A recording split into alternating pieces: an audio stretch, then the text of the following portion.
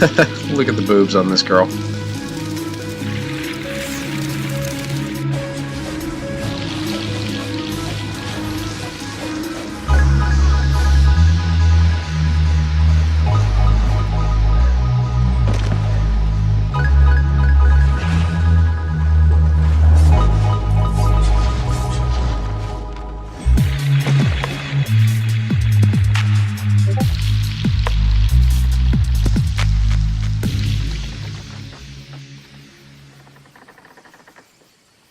How's it going, YouTube? Well, Free to Play has officially launched and it is amazing. Though there are some key things that have changed, so let's go over those real quick. The first thing that's changed is the suicide trick that I talked about in the previous video no longer works in the way that I explained it.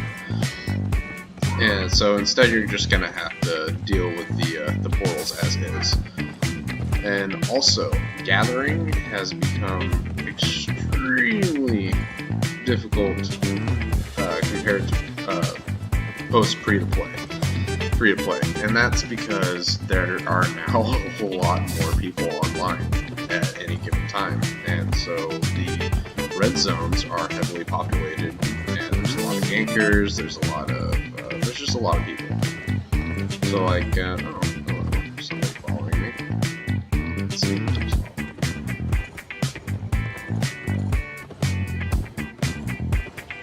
The safest things to do now is to just farm in the black zones, like I'm trying to do right now. Got my farming gear. I got actually I got a lot of stuff. I got a bunch of learning books, and I'm hoping that the books will get filled up as I'm grinding in the black zones.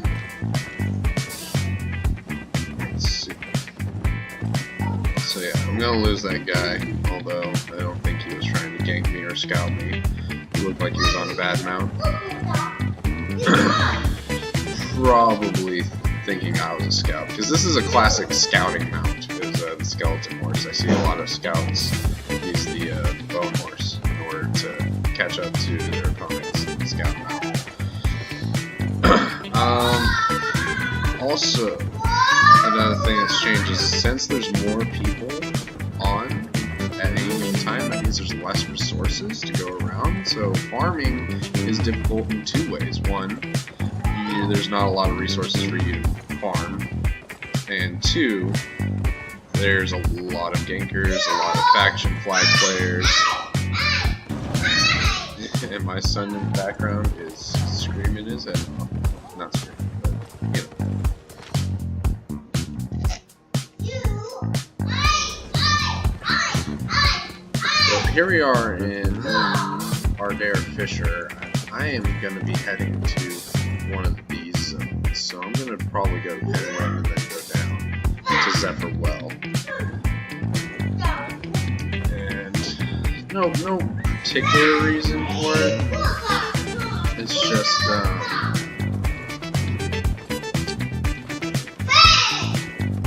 guess I'm going the wrong way. It's just I'd rather farm a lot of skinnable mobs. So that's what we're going to be doing, is skinning today. And I'm also doing some stone working and some fishing, although I didn't bring my fishing rod, so it's a little bit of a waste of space. But this is more of a test run. I'm testing out farming out in the black zone, seeing if it's more profitable, seeing if it's kind of like back in the day where I can come out after an hour or two with a bunch of 999 stacks of T4, T5. So let's see if we can do that.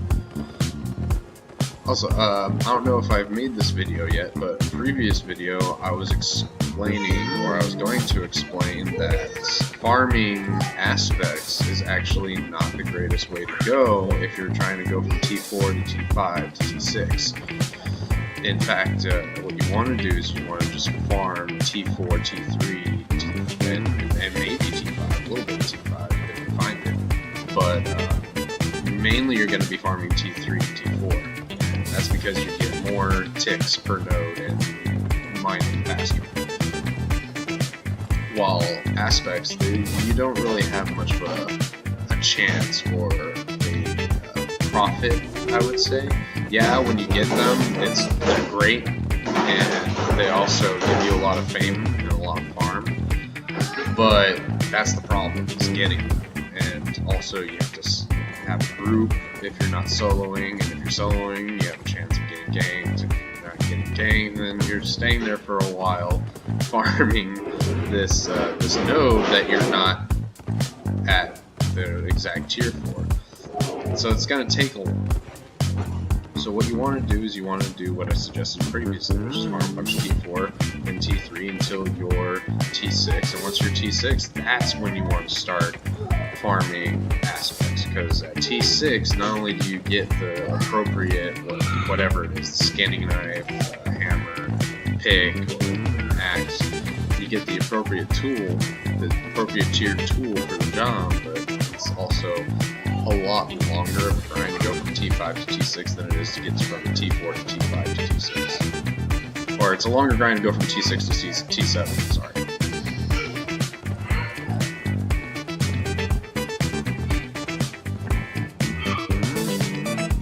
We're almost there.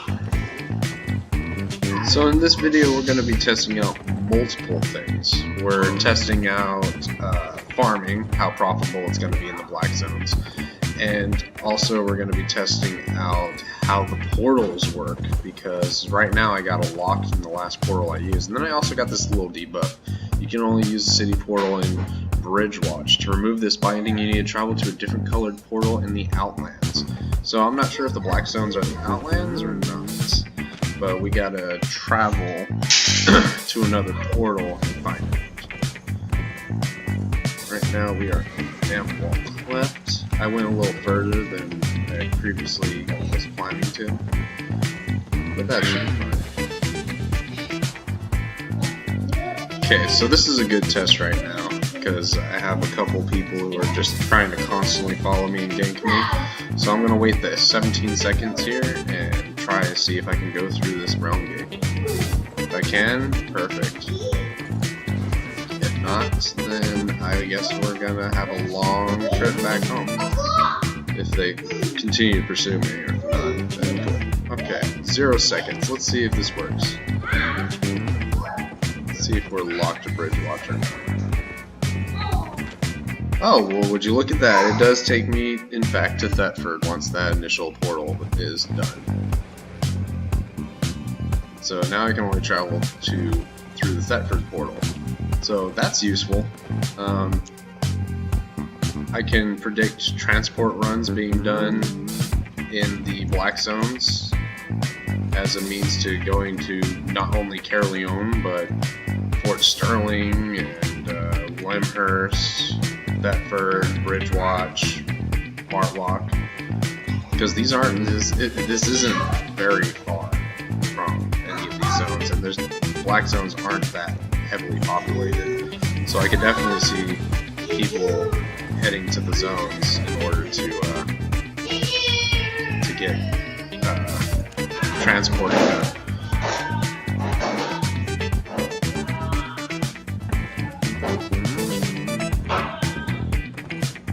So yeah, if people want to not go through the regular lands or the inlands, then they can go through the black zones in order to transport their goods, because it might be a shorter trip.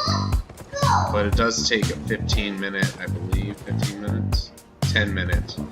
It does take 10 minutes for the buff to go, or the debuff to go away, for you to use another portal. So that's useful to know.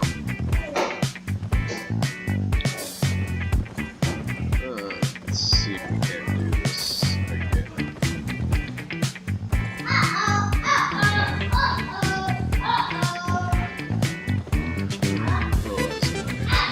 Those over here.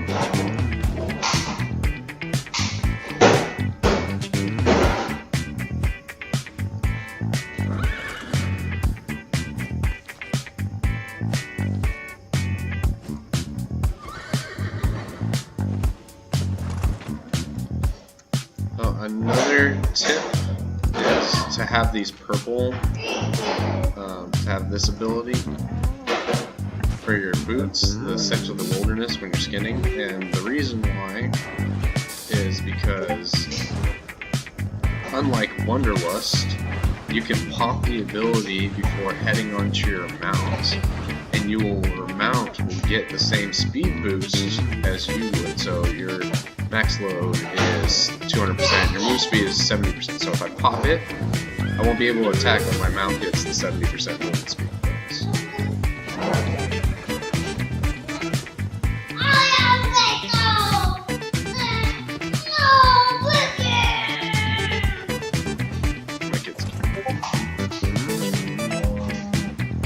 And it is a 3-minute cooldown, so next time I should be more careful when I use it.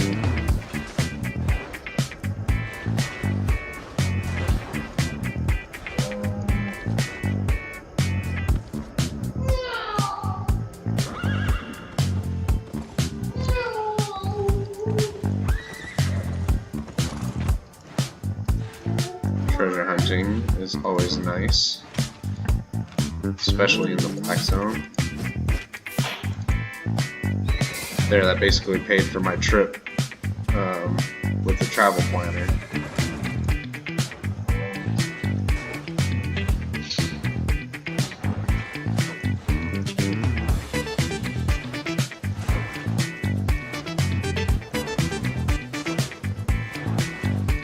So I'm going to be doing this for like the next 6 minutes. I believe there's somebody over here. Just to test out how the farm is, see what my growth gathering was.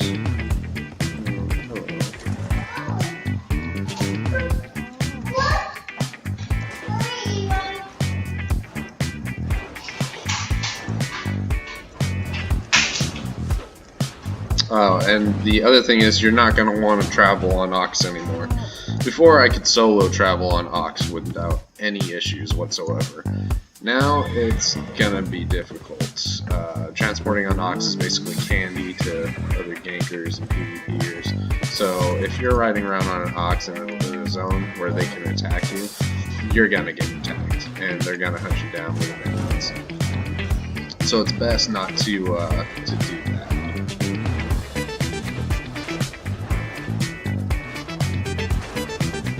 There are still some trade routes that are available, but I'm not going to share that information, obviously.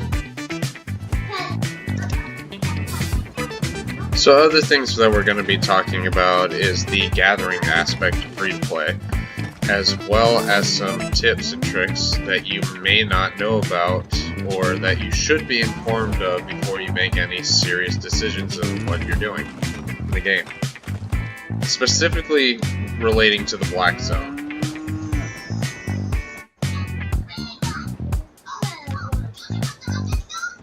So one of the things is that if you're gathering in the royal zones or inland, which I would like to call it, if you go to the map, you have the inlands and the outlands. And the outlands are going to get a major overhaul. There's going to be an extension going this way off of the outlands. So maybe we're going to get that like Avalon and all that other stuff that I said in the previous video. But one thing that you want to know about the outlands is, say if you go to a portal in Martlock and you travel to the outlands of Martlock, you are now trapped to choose between these 3 portals here in the outlands, unless you travel in the outlands to another portal. Which means if you want to go to Mercia, you can't just go from Martlock to Caerleon and join the Mercia portals here. You can't do that anymore. What you can do is you have to travel all the way across the outlands till you get to the closest portal being Alderwood. The best possible way to do this, from what I see, is that you're going to have to travel from one portal to the next closest portal. So like from Roostcliff to Megabyte Fen, Midge Fight Fen, my bad. And then wait 10 minutes from Deepwater Fen to Hanging Valley. I think it's the same distance either way. 1, 2, 3, 1, 2, 3. Yeah, same distance either way from Slick Hag or Hanging Valley from Deepwater Fen. And you're gonna want to do this because if you die in the Outlands, you're gonna go back to the first portal that you traveled from. So if you started in Martlock and you traveled skipping these portals all the way until you almost get to Alderwood and you die here, or like Shadow Grove, Dungeon Fisher, Hazelwood, if you die close to the portal, you're not going to go straight to the portal after death. Instead, you're going to go and return straight back to the last portal that you used. So, key thing to do is when you're traveling to always go into the next portal, even though you're going to have to wait 10 minutes until you can use another exit, or even use a different portal. So, if you travel into Midge Fight Fen, you're going to have to wait 10 minutes before you can use Deepwater Fen, or you could just use the portal and then start traveling. So you're going to be doing this in 10 minutes at a time, which probably means the best travel time to get to Mercia from Martlock over here is 1, 2, 3, 4, 5. So about 50 minutes if you're doing the 10-minute wait time. If you're just doing it all in one shot, I'm pretty sure you can get it done faster, but again, if you die, you're going to have to reset all the way back to the other portal. So back to gathering. If you're gathering in the inlands, you're going to want to stick to outer regions of whatever it is what you're gathering. So, like, if you take a look at the map, or reset the camera, I'm over here in Pencarrig gathering stone. And that's because I don't want to go all the way over here near Fort Sterling, where every new player is. The new player army is real, people. It is really real. We have so many free-to-play players. It's absolutely ridiculous, but it's the best thing ever at the same time. The army is real. So, like, there's 59, and that's the lowest number. 58, that's the lowest number that I've seen in a zone. That's a blue zone to gather low-tiered materials. And that's what I'm doing, is I'm gathering low-tier materials. So tier 2, tier 3 materials are where I'm gathering in the inlands. Once I get T4 and higher, I just go straight to the black zones. Go straight to the black zones and gather there because it's not that heavily populated. Not everybody wants to go to the black zones, so you know it's not as populated.